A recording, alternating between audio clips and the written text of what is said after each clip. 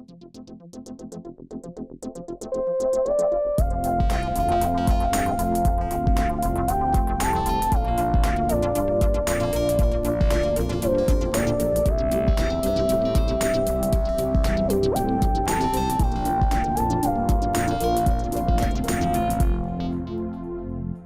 sommes en compagnie de Marie sur le domaine des Grottes de Han et plus particulièrement le parc animalier. Simplement, je vais vous demander de nous présenter votre métier, s'il vous plaît.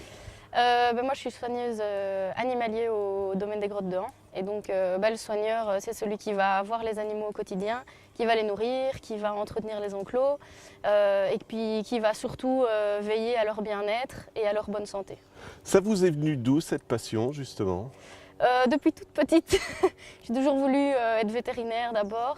Et puis, après avoir entrepris des études de vétérinaire, je me suis rendu compte que c'était peut-être pas ce rapport-là que je voulais avec l'animal. Et donc, je voulais être là dans les bons moments aussi et voir les animaux au quotidien pour les connaître un petit peu mieux que tout le monde. Et donc, je me suis dirigée vers le métier de soigneur.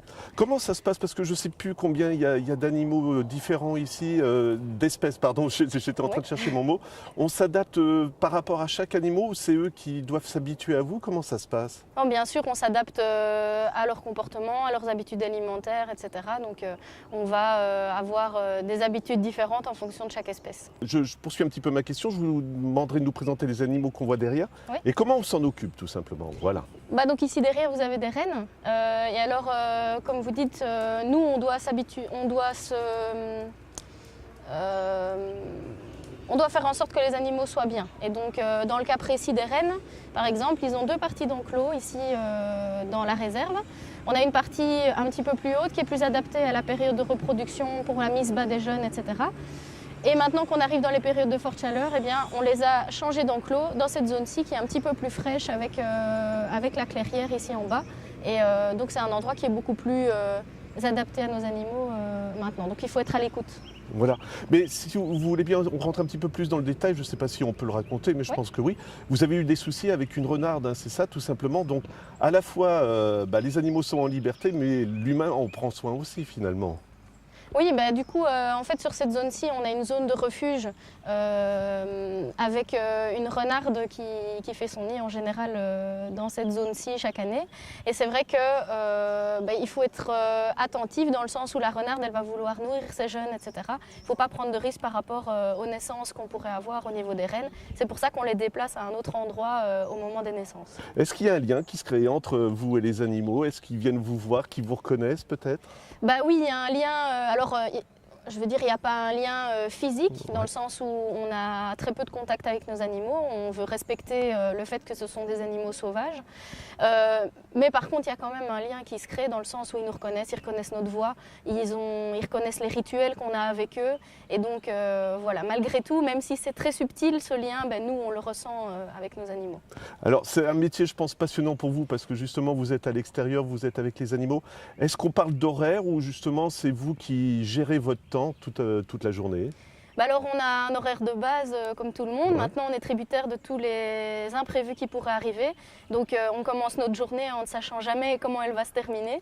Et donc c'est l'animal avant tout. Donc voilà, on repart une fois que tout est terminé et que tout le monde est bien. Est-ce qu'il y a des liens privilégiés? Par exemple, moi je me dis en été, il y a beaucoup de visiteurs, peut-être un peu moins en hiver. C'est une saison que vous apprécieriez plus ou pas?